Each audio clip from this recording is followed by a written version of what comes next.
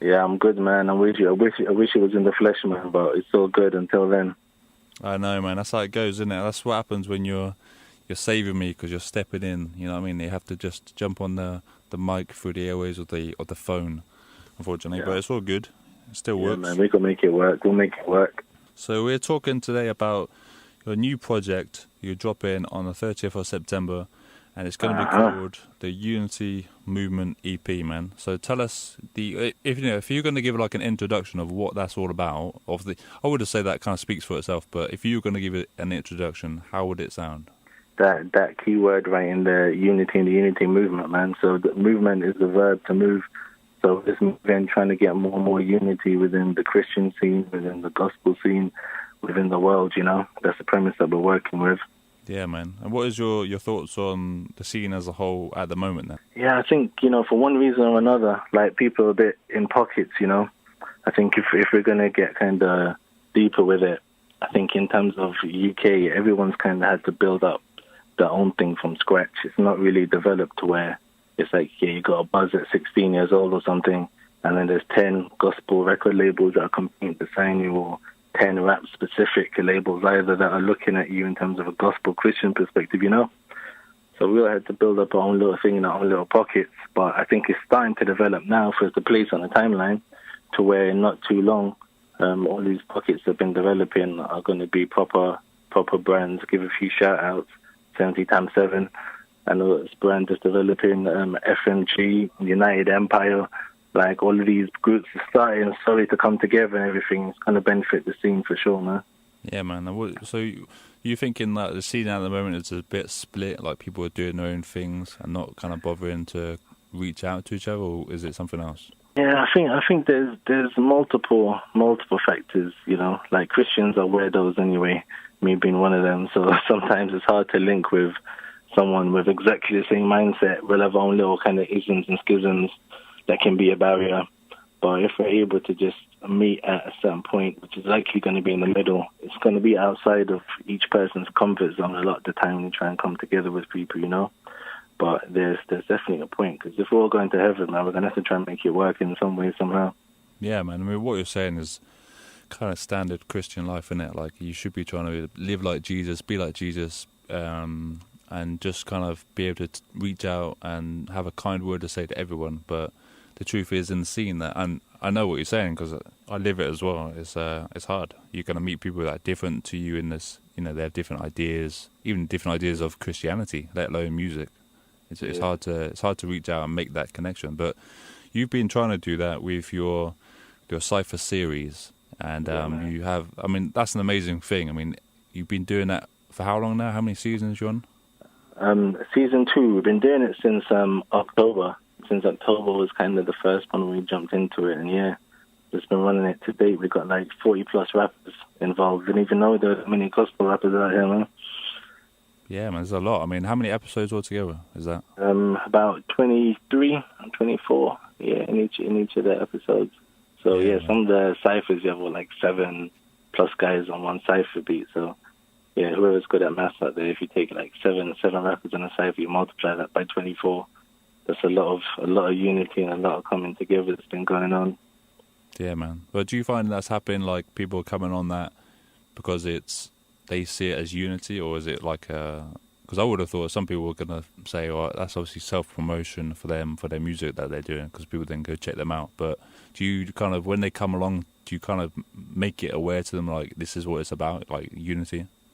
Yeah, there's a premise. Actually, like I've written a paper on it even, just to kind of add that kind of further clarity to it. Because it's funny, man, because it depends how people view the music and what we're doing anyway. Because if you're approaching it as an artist and just as an artist, I think that kind of element or spirit of competition can kind of creep in.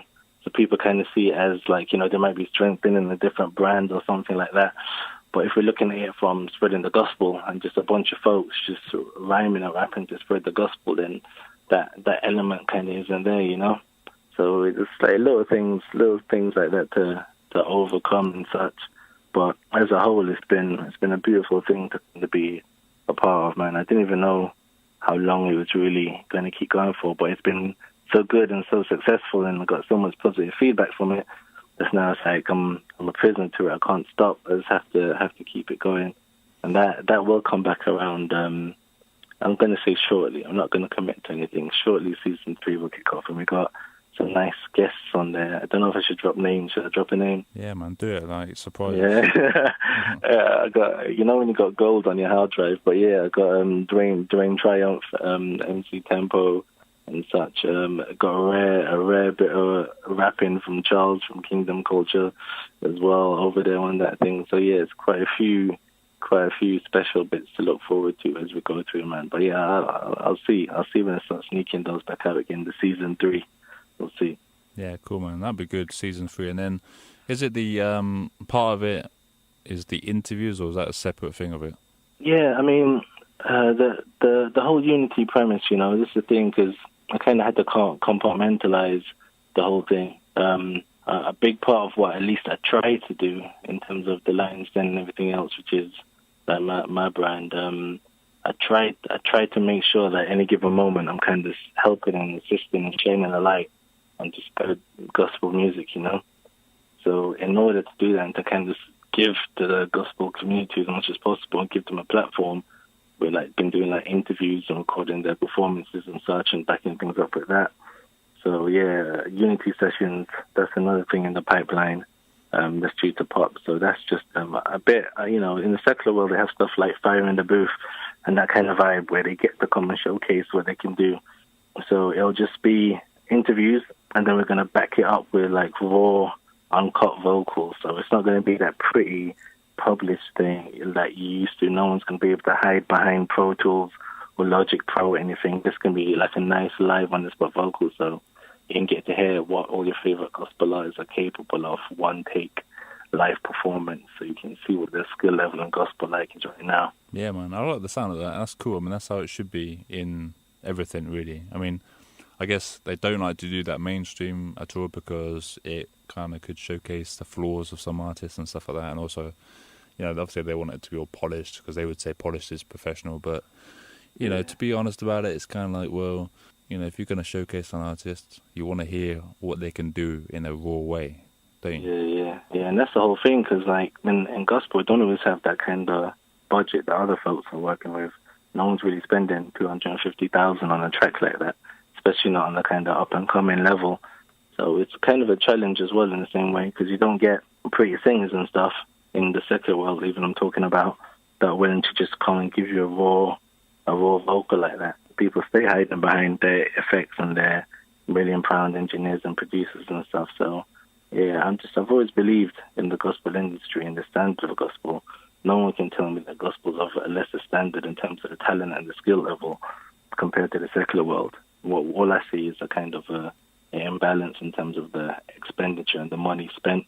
So, yeah, it's just a bit of a challenge as well, the same way to those in the secular industry. Let's see what you got then. If you want to portray a certain higher quality standard or whatever, let's weigh up your raw vocal against a gospel-like vocal, because especially some of these girls and guys are growing up from 5 and stuff in a choir, man. Yeah, man. I guess that's going to be different no matter how you look at it. But I guess even from the perspective of some of the well-known artists out there, they still don't have the capabilities of, repping it like a... Well, it's sad, you would say professional is spending that amount of money on a track to produce it or something, but it doesn't have to be, obviously, but the mainstream artists are doing that. But even the most professional, or the well-known gospel person you can think of doesn't do that, I would have thought. Well, I'm pretty sure they don't. Yeah. Because especially from the signing perspective, you're signed to a minor who's signed to a semi-major who's signed to another. It's getting kind of crazy and stuff from even that perspective. The gospel division of the record labels for those who are signed to the majors. So I'm talking about your kind of Mary Marys and these people now who are signed to a gospel division of a major record label is minute compared to so if you're signed just to Universal compared to if you're signed to a subsidiary in the gospel section of Universal, Yeah, man. You always have a bit of a difference there, aren't you? It goes, but yeah, it'll be a nice opportunity. I'm not going to name drop that one yet, just because I'm sitting on that too. I'm not going to name drop on that one, but definitely the who's who in terms of the gospel industry. I just wanted to, all of those people that are kind of not necessarily rappers who couldn't take part in the cyphers, they now have that same platform as well that was providing to the rappers in terms of that unity session showcase, where they can come, do their thing, have a light shine on their thing, and you can just keep checking out the channel, TLD TV. Keep checking out and you'll just keep seeing mad, crazy gospel talent just popping up there that you can check out, you know. All the social media handles are on there. So if you want to know what's going on in gospel music, TLD TV on YouTube, and that will show you the way. Definitely, man. All right, man. So tell us about the Unity Movement EP. How many tracks do you have on that? 5. I wasn't trying to spoil people. 5. I was brutal. I was brutal with that thing. It could have been an album, man. It could have been an album. But I just wanted to make the quality level so stupid that, yeah, I had to make some tough decisions.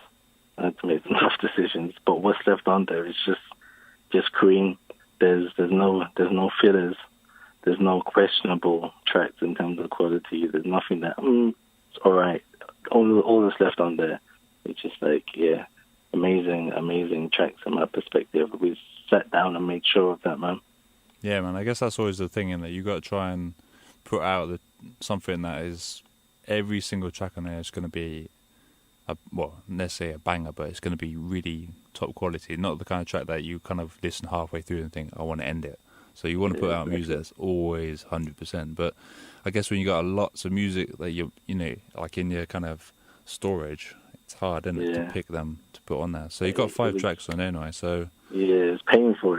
Even now, like, I'm kind of second guessing. Like, should I do that deluxe version? But it's like, no, I'm just gonna try and keep that discipline and just be like, yeah, this is gonna be just something. Because yeah, I'm in a position now where I've been doing this for a minute, and anything I put out now, I just want to put out stuff that's great. You know, I don't want to put out stuff that's I'm gonna promo there or just put this out there, test the waters. I'm kind of done with that.